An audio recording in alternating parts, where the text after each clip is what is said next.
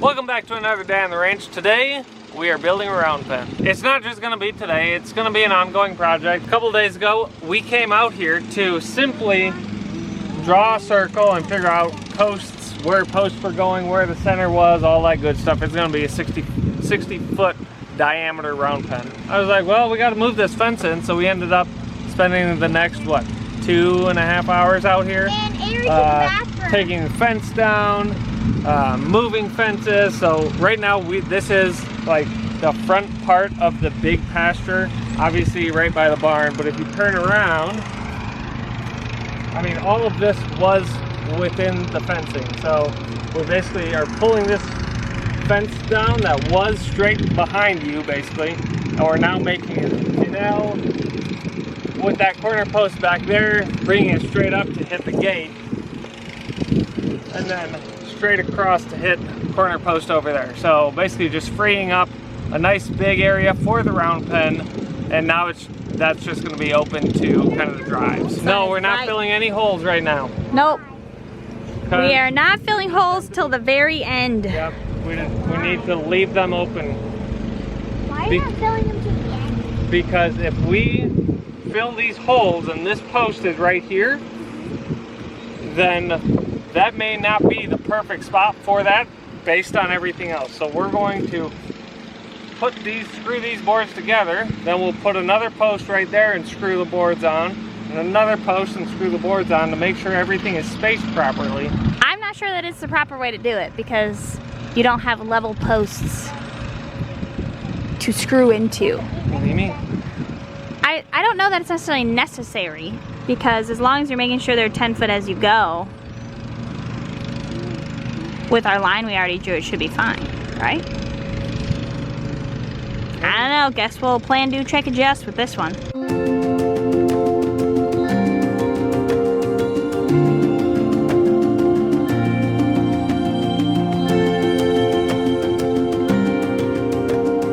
So it's a couple hours later, and we've already undone most of what we did. That's what we do. And we're learning from it.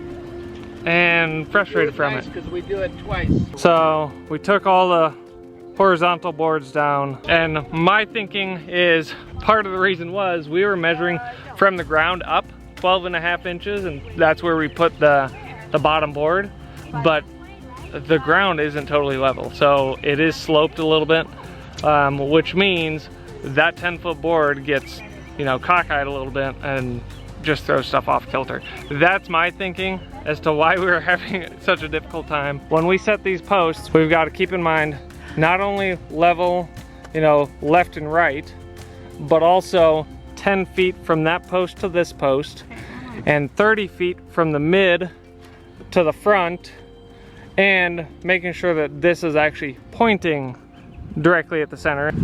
So there's 1, 2, 3, 4, 5. Yeah, it's a 5-dimensional adjustments that we have to pay attention to. Okay guys, so it's been a little while later. Things are moving along a lot better. Our friend Dan from church, we got to talk about what we were doing tonight, and I told him, he says, oh, I love working on projects.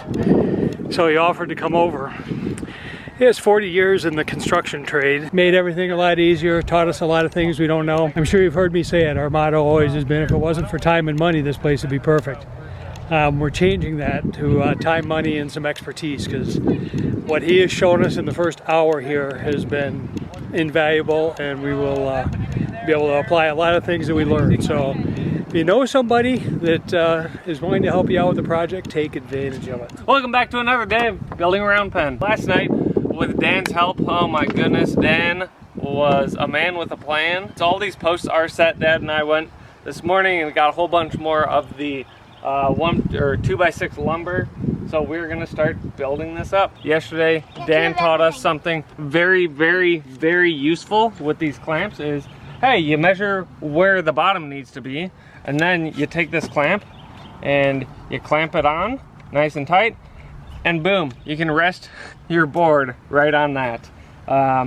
That way you don't have to try and hold two ends of a board at the same time, which they get pretty heavy, especially when they're up here. We learned a lot from Dan yesterday. Yes, and we did. So we picked up a couple additional tools, these being one of them this morning, and then also a new tamper as well for really setting those posts in nice and tight. When we originally tried to like put this together, we weren't making any cuts, and that was a big issue because there's a slight grade, which you want because you want to make sure that it drains properly. So there is a slight grade to this, which is good. However, if you're trying to measure from the bottom and have everything be, you know, 12, here's 12.5 inches here, and you want 12.5 inches down there, you have to make cuts as you go with your boards. So we basically have like one side that is a square cut, and then the other side you have an angled cut.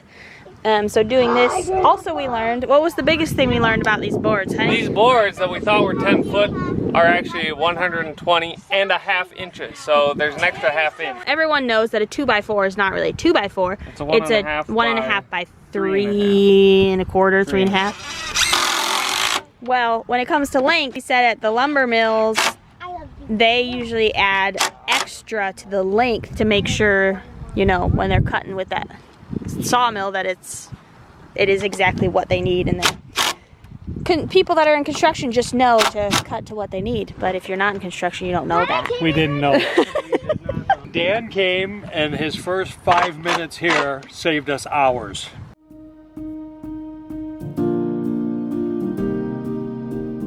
Right now we're working on doing the crossbars for the arena. This is the only one we've done 2 on. I'm surprised you're not wearing your boots. The others? There you go. You have 1. Tractor to move the wood. We got the sawhorses we made. Pile of topsoil. We have to take off all the topsoil. We've done some. And last night I said there was only going to be a 50% chance of a little bit of rain, so and we ended up getting an actual thunderstorm. This is the big pile. We're making some good progress. Hey Ryan, can you show them you like using this as a horse? Can you show them your horse?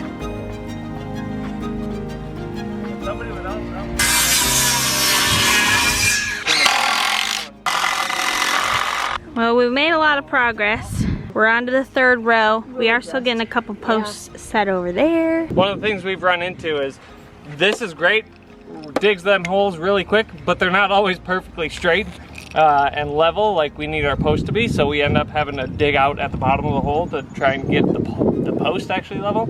And so this is just a post leveler. I figured I could just slap it on here and get a good sense of how level it is when we're actually drilling the hole. Save ourselves a little bit of effort. Smart thinker. Hi, Randy. How are you? Okay, we can take this wire down. Sweet. Yeah. Are we sure? Well, I'm just gonna move it out of the way. Daddy, this isn't enough. Yeah, it is. Oh. I hope it is. I hope it is. Yeah. Okay, we finished setting all the posts, and we've got the bottom 3 crossbars all the way around. We've got our 4th row started. We got to finish that, and then we've got a 5th row that's going to go up on top. Can you imagine if Dan hadn't have showed us using these clamps? Oh my goodness, no. We would have been done hours ago. As in, done working. Yeah. Oh! That might be the best one yet.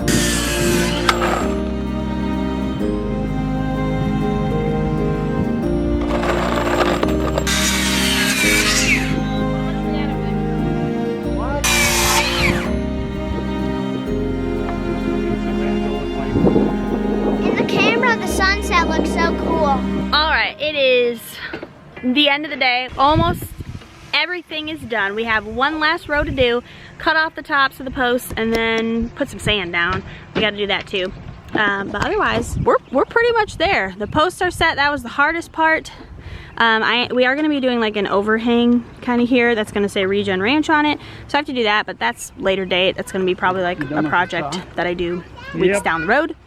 But everything looks really good. It was a very large team effort, from friends to family.